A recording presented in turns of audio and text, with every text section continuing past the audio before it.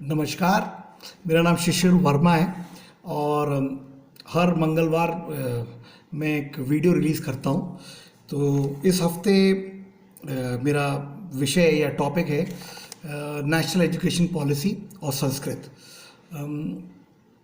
शुरू करने के पहले मैं ये बता देता हूँ कि मेरा बैकग्राउंड जो है या मेरा पुराना वो मैं इंग्लिश मीडियम से पढ़ा हुआ हूँ और मैंने 27-28 साल कॉर्पोरेट में नौकरी करी। तो मीडियम ऑफ लैंग्वेज जो है यानी भाषा जो है वो इंग्लिश रही। तो आज जो बात मैं करने वाला हूँ, जो संस्कृत पे करने वाला हूँ, उसको तक पहुँचने के लिए मुझे काफ़ी पढ़ना पड़ा, समझना पड़ा और उसके बेस पे मैं ये पहुँचा हूँ कि जो मैं बात कर सकूं वो मेरी आम जनता तक पहुंच सके। तो उसमें इंग्लिश और हिंदी दोनों का समावेश करके मैं ये बात कर रहा हूं। ये नेशनल एजुकेशन पॉलिसी में उन्होंने बनाया कि भाई बच्चों को क्लास 5 यानी कक्षा 5 तक मातृभाषा में पढ़ाया जाएगा और सिखाया जाएगा। जब इसके पीछे रिसर्च की गई और पता किया कि ऐसा क्यों किया गया है, तो पता किया कि ये बहुत बड़ा फ़र्क हमारे देश में लेके आने वाला है। क्योंकि मातृभाषा में पढ़ने का सबसे ज़्यादा फ़ायदा इस बात का है कि आपको जो क्वेश्चन है या प्रश्न है उसको समझना बहुत आसान हो जाता है और उसका जो उत्तर है वो लिखने में आसान हो जाता है।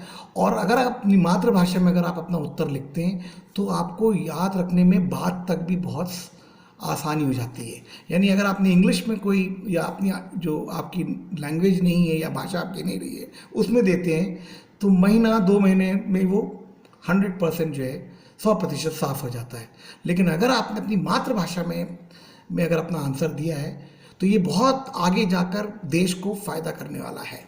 दूसरी बात मैंने आज पता किया कि भाई इंग्लिश जो लैंग्वेज जो मेरी है, जिसके कारण मैं मोड ऑफ कम्युनिकेशन मेरा रहा है, जिसमें मैंने ज़िंदगी भर कॉर्पोरेट में ही बात करी है, इसमें कितने शब्द हैं तो पता किया तो पता लगा कि इसमें 12,000 शब्द हैं।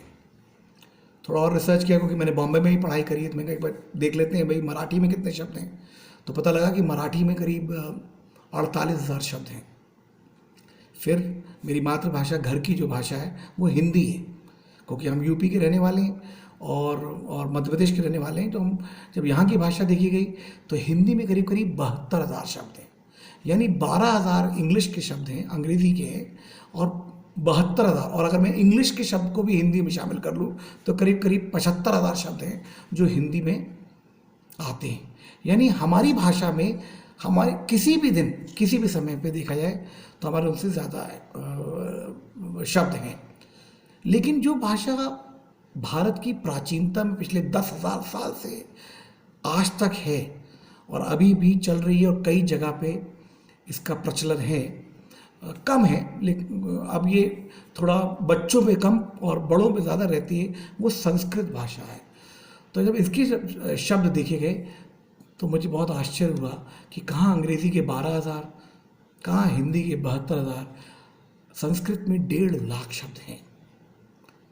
तो जब इस शब्द का जब मैंने पता किया तो अब मैं जब कोशिश करता हूँ, मैं प्रयत्न करता हूँ पढ़ने का कि मैं संस्कृत को पढ़ सकूँ और उसकी फंडामेंटल या बेसिक्स पढ़ रहा हूँ और समझने की कोशिश कर रहा हूँ ताकि मैं उनकी किताबें पढ़ सकूँ, उसके आगे देख सकूँ। उनको एक जैसे कि गीता को पढ़ना है या अभिज्ञान शकुंतलम को पढ़ना है या मेघदूतम को पढ़ना है, कोई भी इस तरह की अभिनव भारती को पढ़ना है, तो इन सब को पढ़ने के लिए आपको संस्कृत आना बहुत ज़रूरी है। तो या तो इनका ट्रांसलेशन पढ़िए यानी अनुवाद पढ़िए और या फिर उनका ओरिजिनल वर्जन पढ़िए। तो मेरे को कई चीज़ें पता लगी कि संस्कृत भाषा के कई फायदे और हैं। एक, संस्कृत भाषा में कहीं भी गाली नहीं है। आप गुस्से में आके संस्कृत भाषा का प्रयोग करें तो आपको गुस्सा नहीं आ सकता। आपको उस भाषा को बोलते वक्त आपको इतना ध्यान रखना पड़ता है कि आपकी भाषा में मिठास ही रहती है।